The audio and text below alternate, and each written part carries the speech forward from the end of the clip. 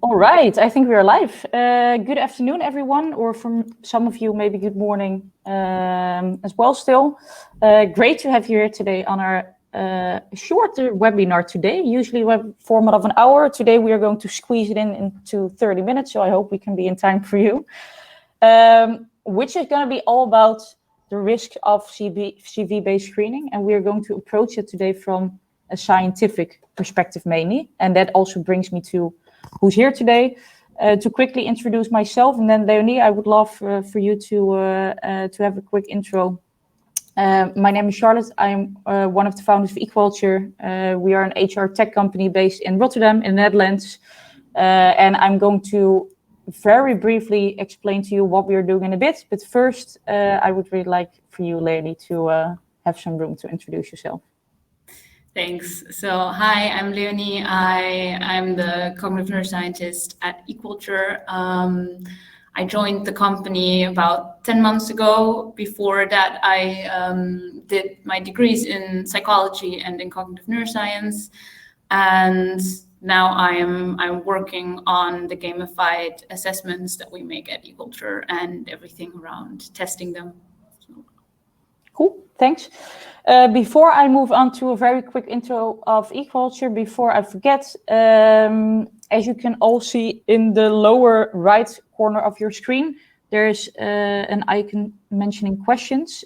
Please feel free to put any questions in there that you have for us during the webinar. We will try to touch upon all of them. There's also chat functionality in case you maybe want to respond to what people are saying. You can use that one. Then a very quick intro of who we are, because the webinar, of course, shouldn't be about Equalture, but I think it provides you with some perspective on why we're talking about this topic today. What we do here at Equalture is we develop game-based assessments that we enable companies to introduce at the very start of the hiring process, basically with the aim to make sure that the first impression that you get of your candidates is based on scientific insights instead of any form of gut feeling or subjectivity that can arise if you would purely look at a candidate's resume in order to get your first impression. So I think what you can hear a little bit from my story is that we are really a big fan of eventually replacing some form of assessments, whether it's our platform or a different platform, instead of using a CV for the first screening. And I think some of you might now think, hey, that sounds a bit biased because it's also what you do as a company. But today we really wanted to make sure to explain you from a scientific perspective why we think it's more beneficial to at least not purely rely on a resume anymore if you're going to screen your first candidates. This might be a good conversation starter because we knew already, of course, that we were going to do this webinar today. So I posted a poll a couple of weeks ago on LinkedIn, in which I asked everyone out there, like, hey, what is it that you're actually looking for in a resume? Or what is it that you pay most attention to when you're screening a candidate's resume? Very interesting is that the vast majority picked previous experiences. We will definitely touch upon that later. But what I wanted to already provide you as a quick example is, well, I came up with this example yesterday. He's a manager at Google with a master's degree, so he must be smart. I think this is something that we could actually say in real life when we are, for example, looking at a candidate's resume and do value the experience or educational part of the resume. Hopefully, by the end of the webinar today, if we would then present you with this quote again, you would have a slightly different opinion about it. Last thing I'm going to introduce, and then Leonie, I really need to hand it over to you because this is much more of your field of expertise than it is mine. What we are going to touch upon today in today's webinar is two different problems that arise when we use a CV to screen candidates. And we will first tackle the left one, and we will then tackle the right one. First, we're going to talk about the predictability of a resume. Is information that you can find on a resume actually predictive of whether someone is going to perform well in a job, yes or no? That's going to be the first part. And then the second part is going to be more focused on unconscious biases. So what happens actually in your brain when you're looking at a resume, and how does that impact the way you screen candidates, and eventually which candidates you advance to the next round, and also who you decide to reject? But let's start with the predictability part. And Leonie, I would really like you to explain, it's a bit of a technical slide here, but what we can see here and what kind of research has been conducted so far into the predictability of a resume. Yeah, so what we see on this slide actually is information that is taken from a paper that did a review basically of all of the studies that looked at different things and how they relate to job performance throughout the last 100 years. So it is really a massive amount of research that they have gathered there, with all kinds of studies that look at performance in different jobs, in different occupations, different levels of complexity in the jobs, and then all sort of factors that were ever measured to try to predict those, or see if there's a relationship with them in job performance. And what was very clear from across many studies is that, for example, the amount of education, which is the bar that you see on the very bottom of this chart, is barely related at all to how people performed in their jobs, and work experience right above that only slightly better. So you see these numbers in the bottom of the chart. These give you a correlation coefficient, so they show you roughly how strong the relationship between the factor on the left and job performance is, and they are around 0.10 or 0.16, and that's really what statistically we would consider extremely weak correlations, meaning for the majority of people that were tested, this relationship of more education, meaning better work performance, was just not at all the case. And yeah, what was seen for sure was that cognitive abilities across the board, across a lot of different types of occupations, were very strongly related to work performance. And then, hey, Leonie, can you maybe quickly explain, in case some people maybe do not know exactly what cognitive abilities are, or general mental ability, as we say as well, to give a very quick explanation of some things we need to think about? Well, general mental ability is like an umbrella term for different cognitive abilities. Usually, general mental ability test will include some things that are also included in intelligence tests. It will look at things like problem solving and logical reasoning, cognitive flexibility. So there's a lot of different things about basically how well your brain processes information and uses that to make decisions that is being tested in these general mental ability tests. They're very often quite similar to general intelligence tests as well. Yeah, check. Hey, and what I always find an interesting example to use for everyone who's listening today, I actually come from a background in recruitment, but I've had a recruitment agency before I started this company. So I worked for a lot of different companies where CV-based hiring was, and unfortunately still is, really a thing. And if you look at education, for example, which is of course very low here in the chart, is what I heard very often from companies that we worked for is, for example, hey, I want someone with at least a bachelor or a master's degree. And then when I ask them, hey, why is that actually then?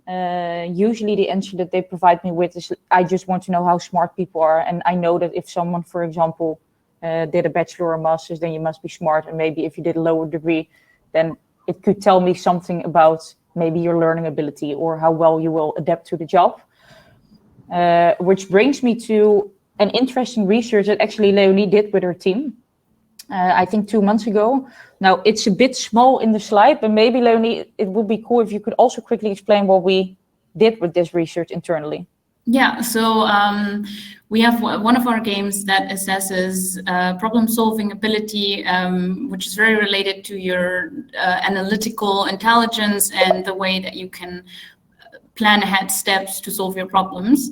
And what we did was we also collected information on people's educational background after they played the games, and we basically found no difference between whatever kind of degrees people had overall in how they scored on this game, on this test.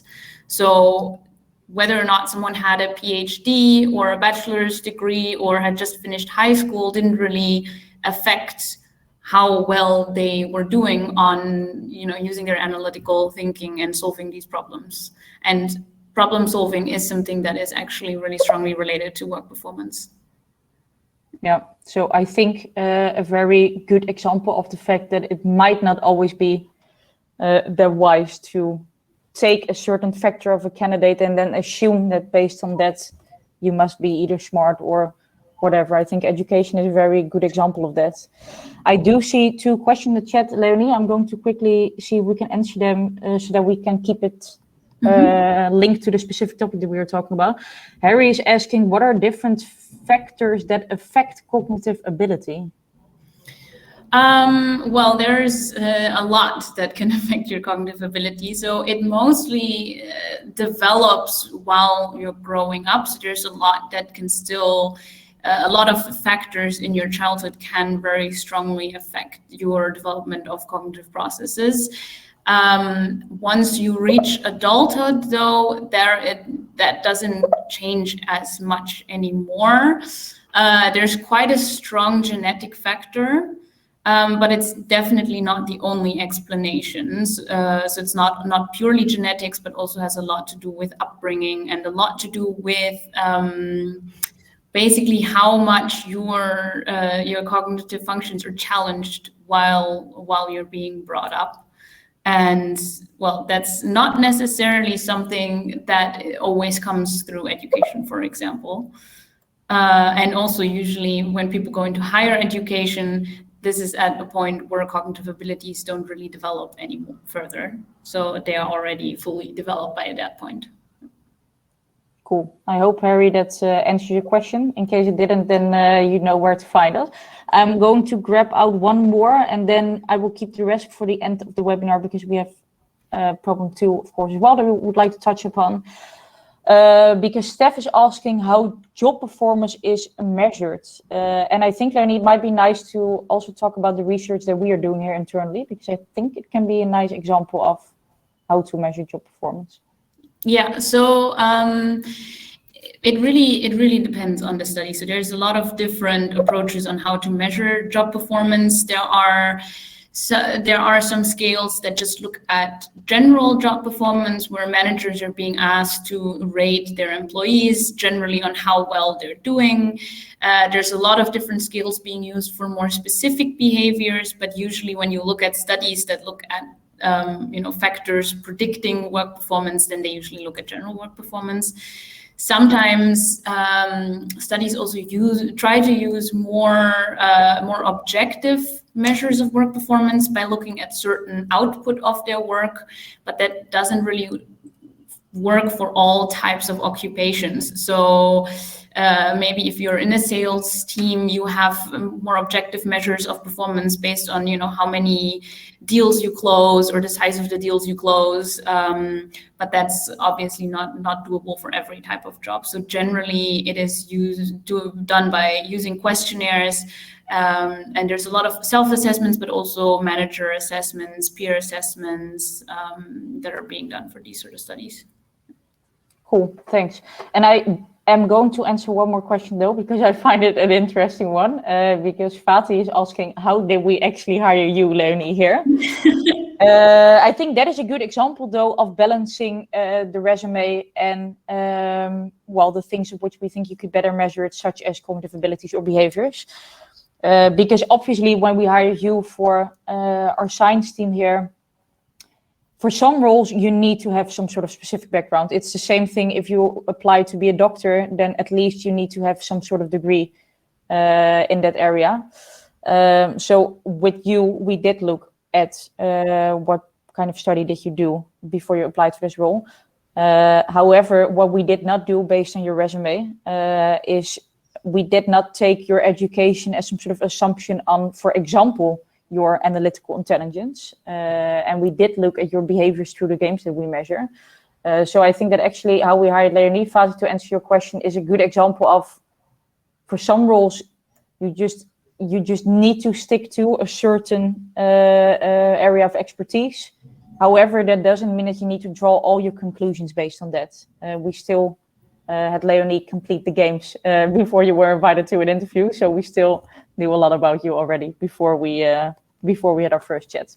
And maybe what's good to mention is that I have never submitted a CV to you. That's very true. That's very true. We did have your LinkedIn and of course the game scores. So I hope Fatih, I see, thank you. So I think it answered your question. I know that there are some other questions in the chat, but since I also want to touch upon the second problem, I will keep them for the end. So I think, long story short, I hope that after the last 10 minutes, we discussed the predictability of things that you can find on the resume, that we've been able to show you, like, hey, maybe work experience in education is not always the factor to trust on.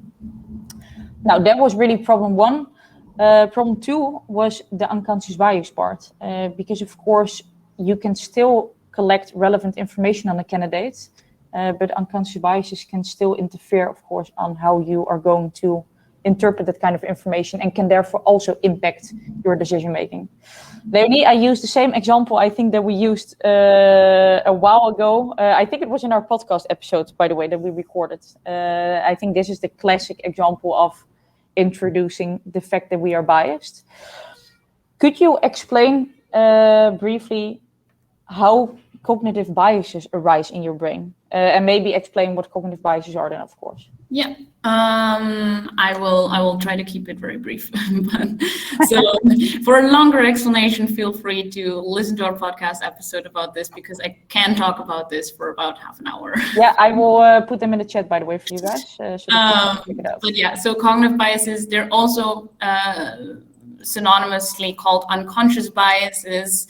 So these can happen when the brain either needs to make a decision very fast or doesn't have enough information to make a decision. So it then uses previous memories and experiences to make generalizations and fill in the missing information to make a decision. So when you're hiring someone and you look at the CV of your applicants, this is such a situation where you're trying to make a decision which of them would do the job best, and your brain then makes generalizations based on the information in front of you. So if someone has, as we talked about before, like if someone has a lot of education, maybe went to university, did a bachelor's or master's degree, your brain might make an association with high intelligence and productivity, for example. There is no information on the CV that would really show you whether this person will do a good job. So your brain tries to use the available information to fill this in. But as we already discussed before, a lot of the information you typically find on a CV isn't really indicative of how well someone will perform. And also someone's level of education isn't necessarily indicative of their intelligence levels.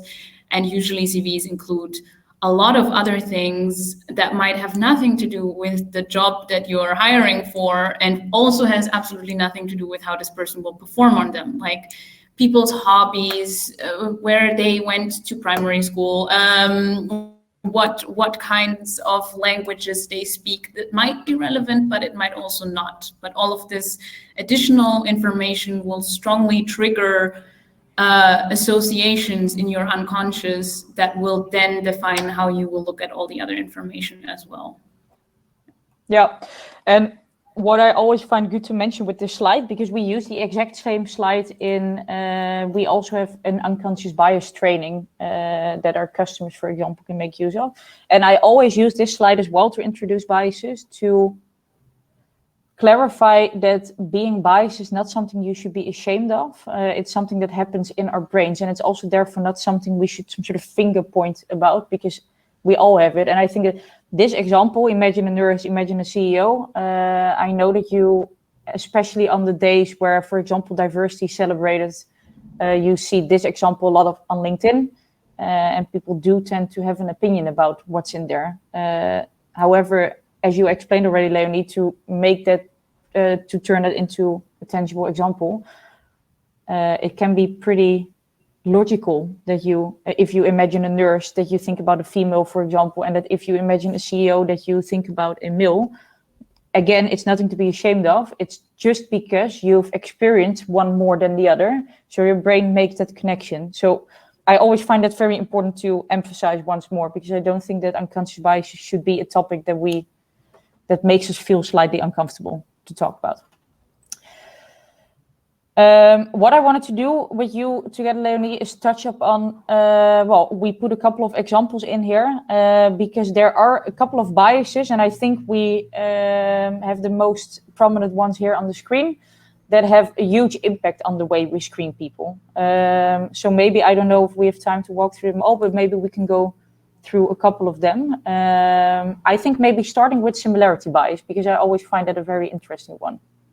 Yeah, I think similarity bias is definitely one that can become a problem a lot when you're looking at CVs, and especially when it is about information that's not relevant to how someone would perform. So it's our tendency to prefer people who are similar to us. Not necessarily consciously. This definitely also happens on an unconscious level.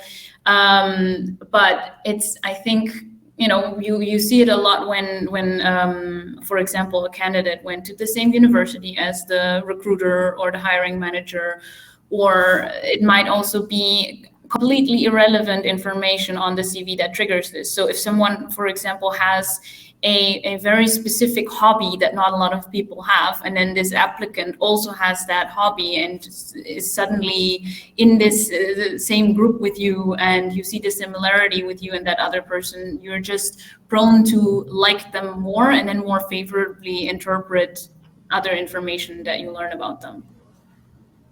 Yeah, check. I think I'm kind of guilty as well to this one. Well, obviously we have our own profiles to challenge ourselves, but I think this is one that I can definitely recognize myself in as well. Hey, stereotyping bias is also the one that I wanted to touch upon, because you had also a very interesting research to share as an example here. Well, stereotyping is definitely one that is researched most probably out of all of these different biases, because it is just extremely unfair in all cases, and because people don't really tend to admit to it or be aware of it at all, but it does happen. So there's for example, there's studies that show that ethnic minorities, very often just based on names, like African American sounding names, they need to complete about 50% more applications to get invited for a job interview when compared to equally qualified ethnic majorities. So there's really data that shows that this is still happening. This is also a very recent study. There's a lot of research that shows overall preference for light over dark-skinned applicants when there are pictures involved.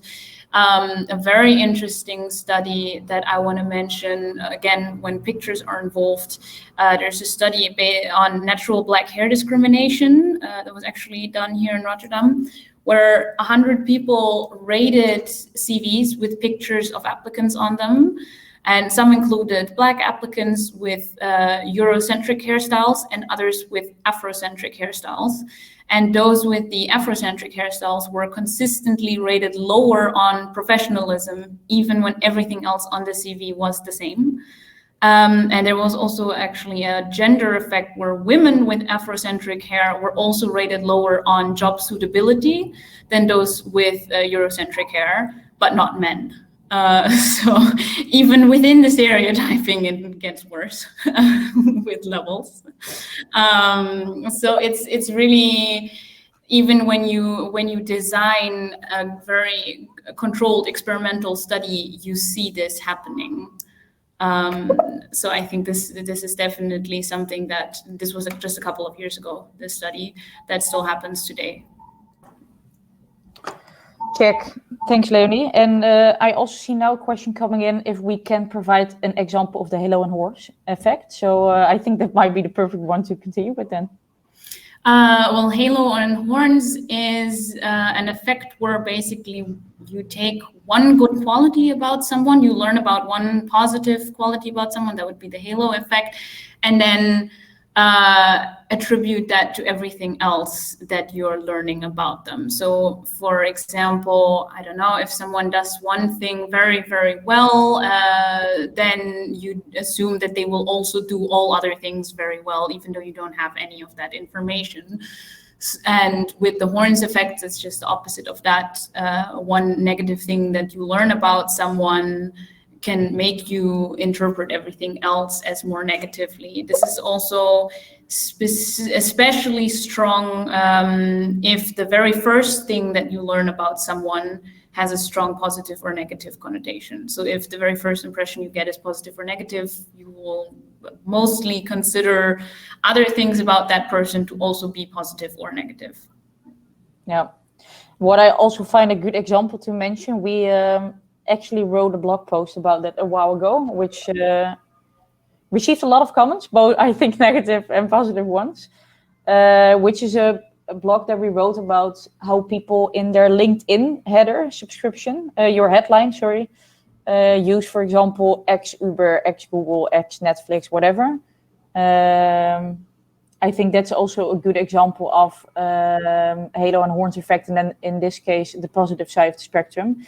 Let's say that I'm a huge fan of Netflix. I think that company is amazing, and we would get a resume here of a candidate who has been a manager at Netflix. Then my instant reaction could maybe be, well, then everything must be fantastic about this candidate, because if you manage to work in a company like this, in that position that I really like, then probably you will have what it takes. And then sometimes we tend to forget about the fact that it's actually not a guarantee of success. It tells you nothing about whether this candidate was actually performing well in the job or those kinds of things. So I always find that an interesting example as well. Maybe last but not least, then the contrast effect, Leonie, and then I'm going to check in the meantime if there are still some questions open. Yeah, well, the contrast effect is kind of what the name says, that you interpret what you see based on what you're comparing it to. So, for example, other applicants that you're getting. So, if maybe your applicant pool, you have a lot of applicants that are not really what you had in mind, then if you get in an applicant that meets at least some of your criteria, you might interpret everything from their profile, from their CV, as much more positive than it is just because the people you looked at before all didn't meet your criteria at all. This can also work the other way around, of course, if you look at a couple of applicants first that are perfectly match your role, and then you look at one that only has one deficiency, it immediately looks like this person is not suited for it at all, or much less than the others, even though it might just be a very small thing. So it really always depends on what kind of information have you been given right before and after, and how you interpret the things that you're seeing. Yeah, and to be completely fair here, by the way, contrast effect is still something that can happen if you start relying on. So what we do here at Equalture is obviously we use our own platform, which means that we assess a candidate's cognitive abilities and behaviors when they apply for a job. That doesn't mean that you take away the contrast effect, because contrast effect can also happen, of course, if you then have a candidate who scores super high on the game, that instantly you raise the bar for a different candidate. So be aware that contrast effect is something that is not only reliant of whether you're not screening candidates through a resume.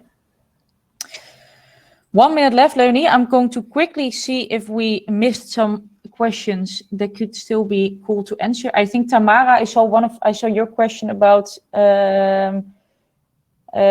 we have to look for some knowledge in our developers. I think it's a bit in line with the example that I provided on how we hire Leonie. Sometimes maybe it could turn out that you really need a specific thing, but it doesn't mean, of course, that's then the only thing you need to look at.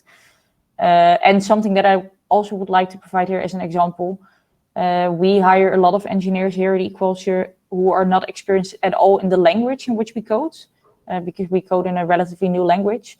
And for me, it's much more important than to look at someone's cognitive abilities, because that will probably say something about how fast this person will be up and running. So I do get the balance that you need to look for here. But do keep in mind that someone with maybe 10 years of coding experience in your language is not a guarantee for, hey, someone is then up to speed as well, very fast in the organization. And I think maybe also good to mention is that if you do have multiple applicants that do have the skills that you're looking for, and you say you want them to be proficient in a certain coding language, for example, programming language, then, and you do have multiple ones that meet this criteria, then you still need to somehow make a decision which of those you would want to take. And there you should probably try to avoid as much as possible to be influenced then by irrelevant other factors that you could find on a CV, for example, and not just favor the one who happens to play the same sport that you do as well. Yeah, exactly. Hey, unfortunately, we're out of time already. Mark, I saw a very specific question from you about a specific research. I copy-pasted here so that we can answer that through an email still with you. For everyone who's still here, I also saw some questions about, are we going to share the slides? We will share the recording actually of the webinar with you. So that means that you have the slides as well, in case you'd like to rewatch something that we discussed. This was a very quick overview, obviously, of the risk of CV-based screening from a scientific perspective. We cannot touch upon everything in 30 minutes. If you do have any follow-up questions, I wanted to say for Leonie or for me, but I think that will probably for you, Leonie, then feel free, of course, to reach out. We are all active on LinkedIn, so feel free to send us an invite and ask any questions that you might have, because we are very passionate about talking about the resume and especially the flaws of the resume. So please don't hesitate to reach out. And I really hope you enjoyed today's webinar, and I wish you all a great rest of your day. And thanks so much, Leonie, for joining me today. I was very happy to be here, and thanks for inviting me, Charlotte. Thanks. Ciao.